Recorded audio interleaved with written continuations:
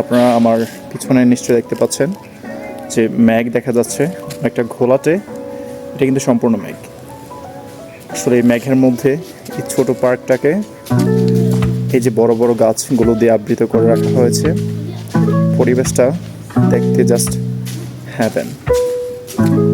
অনেকটা মানে একটু ভুতুড়ে টাইপের মনে হচ্ছে যে একদম শুনশান, তেমন মানুষ নেই এখানে, কিন্তু এই মেঘের সাথে এই গাছগুলোর যে একটা